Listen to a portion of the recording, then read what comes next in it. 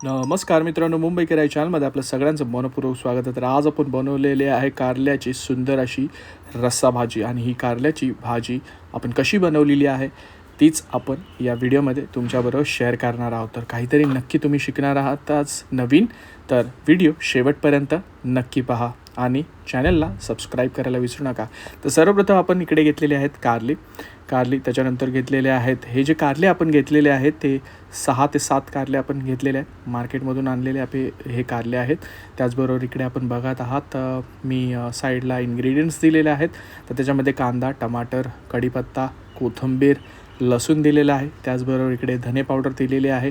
इकडे मालवणी मसाला आपण घेतलेला आहे. मीठ घेतलेलं आहे चवीनुसार. तर हे सर्व जे इन्ग्रेडियंट्स असणार आहे हे आपल्या रस्सा भाजीमध्ये कारल्याच्या वापरण्यात येणार आहेत. इकडे आपण आईने काय केलेलं आहे, कारले चांगली स्वच्छ धुवून घेतलेली आहे. त्याच्यातल्या ज्या बिया असतात त्या काढून घेतल्या आणि तेच आपण कारले जे आहे बॉईल करून घेतलेले आहेत. तर हे मस्तपैकी कारले आपण बॉईल करून घ्यायचे आणि चांगले सॉफ्ट होतात ही कारली. तर मिठाच्या पाण्यामध्ये आपण ही कारली बॉईल करून घेतलेली आहे. तर मस्तपैकी खायलाही तेवढीच सुंदर लागणार आहेत. आणि इकडे आपण घेतलेले आहेत लाल मिरची पावडर, त्याचबरोबर मीठ घेतलेलं आहे. इकडे घेतलेली आहे हळद, धने पावडर. आणि हे जे वाटण आहे त्याच्यामध्ये कांदा, टोमॅटो, खोबरं, खसखस, तीळ, अद्रक, लसूण, कोथिंबीर, धने ह्यांचे मिक्सचर घेतलेलं आहे. त्याचबरोबर हे आपण फ्राय करून घेतलेले आहे मसाले तव्यावर, आणि त्याच्याबरोबर मिक्सर ग्राइंडरमधून हे मसाले आपण काढून घेतलेले आहेत. तर ते वाटण आपलं असणार आहे. तर इकडे सुरुवात झालेली आहे आपल्या कुकिंगची. 2 चमचे तेलामध्ये आपण इकडे टाकलेला आहे कढीपत्ता आणि त्याचबरोबर आईने टाकलेला आहे मस्तपैकी लसूण. तर मस्तपैकी ही भाजी होणार आहे. आणि कोणाकोणाला कारल्याची भाजी आवडते त्यांनी नक्की कमेंट करायला विसरू नका.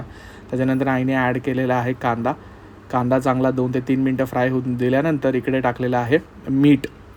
त्या कारल्याची सर्वात इम्पॉर्टंट बोलू शकतात की क्वालिटी काय आहे, ही डायबिटीज कंट्रोल करते. तर ज्यांना डायबिटीज आहे त्यांनी नक्की कारलं खायला पाहिजे. परंतु मी तर भरपूर मोठा कारल्याचा फॅन आहे, मला कारल्याची भाजी भरपूर आवडते. तर इकडे आईने काय केलेलं आहे, स्टफ करून घेतलेलं आहे जे आपण वाटण होतं कारल्यांमध्ये. आणि साईडला आपण हे आपलं चालूच आहे गॅसवरती. इकडे आपण ॲड केलेले आहेत टमाटर. तर मस्तपैकी जो आपला मसाला आहे तो चांगला आपण फ्राय करून घ्यायचा आहे मित्रांनो. आणि हे जे आपले इन्ग्रेडियंट्स आहे कांदा, टमाटर, लसूण, कढीपत्ता, त्याच्यानंतर आपण इकडे ॲड केलेला आहे मालवणी मसाला ॲड केल्यानंतर आपण पटापटमध्ये धने ॲड करायचे आहेत. धने पावडर आय मीन टू से. तर खायला तेवढीच सुंदर होणार आहे. आणि इकडे टाकलेले आहे लाल मिरची पावडर.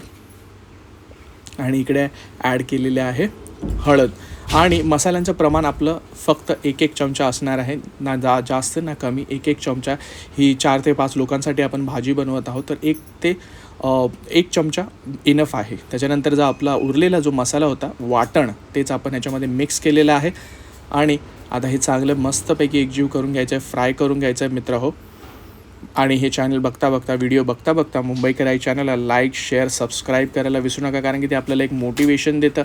तर जरूर सपोर्ट करा मुंबईकर या चॅनलला. तर आपल्या ह्या वांग्यांमध्ये आईने मसाले भरलेले आहेत. तेच मसाले आपण आता तेच कारली आपण आता रश्श्यामध्ये टाकणार आहोत. आणि ह्याच्यामध्ये आपल्याला फक्त आता 1 ते 2 कप पाणी टाकायचं आहे.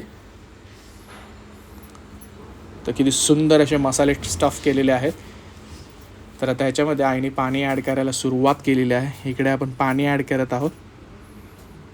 आणि आता फक्त 5 ते 10 मिनटासाठी आपल्याला हे बॉईल होऊ द्यायचं आहे. भरपूर सुंदर करी होणार आहे कारल्याची. भाताबरोबर, भाकरीबरोबर तर मस्तच लागते. त्याचबरोबर तुम्ही चपातीबरोबर खाऊ शकतात.